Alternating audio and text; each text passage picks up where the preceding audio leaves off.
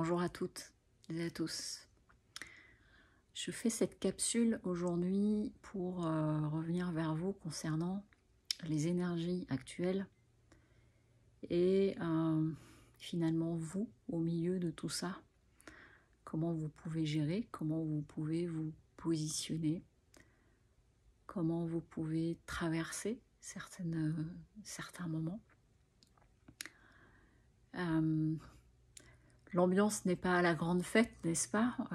Et puis ça fait un petit moment que ça s'égrène quand même d'épisodes de mieux, d'épisodes plus contractés. Voilà, depuis 2 ans, je ne vais pas rentrer faire X mots pour éviter des petits soucis de ce type-là.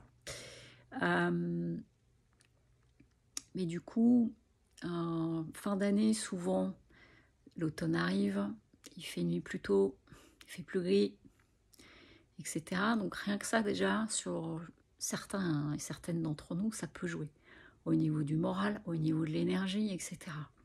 Et donc, toutes les solutions, elles viennent à l'intérieur de vous, elles viennent de vous-même.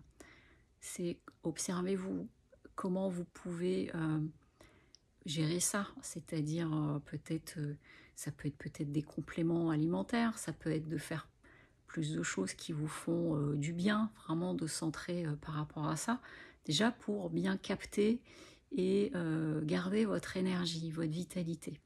Après, c'est d'accepter aussi que cette période hivernale, de toute façon, elle est un peu plus intérieure.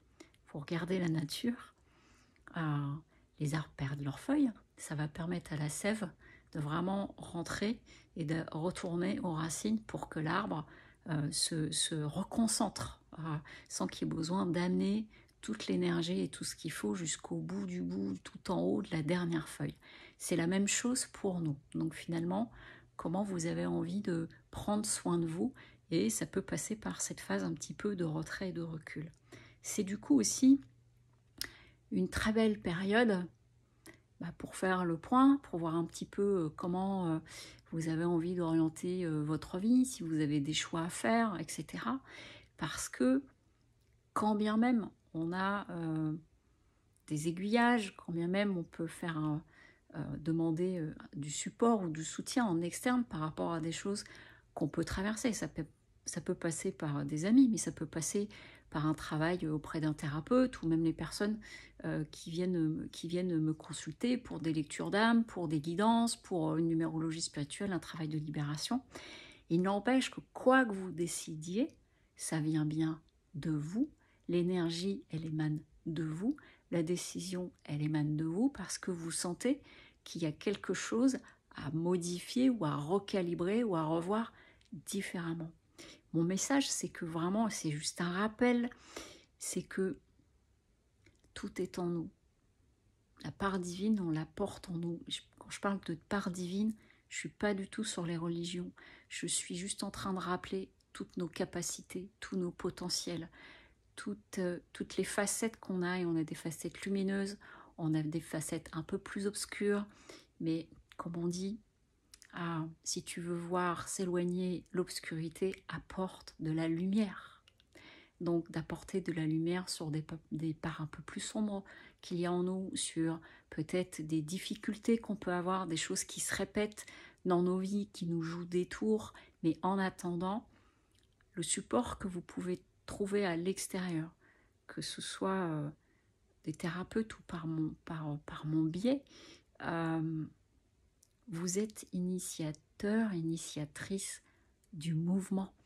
On va être de passage dans vos vies, on va vous aider à éclairer quelque chose, vous donner des clés, mais surtout, faites-vous confiance, ne doutez pas de vous, et rappelez-vous que le premier sauveur, entre guillemets, c'est vous-même.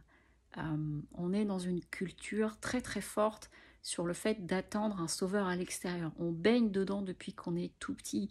Regardez les histoires, les contes de fées, les contes de Perrault, les films qu'on peut regarder. Il y a un méchant, il y a un gentil, il y a un sauveur. On baigne à l'intérieur. Donc naturellement, on peut avoir cette tendance-là. Or, le sauveur, c'est nous-mêmes. C'est d'apprendre à regarder sous un autre angle et de dire qu'est-ce que j'ai envie de faire de ça.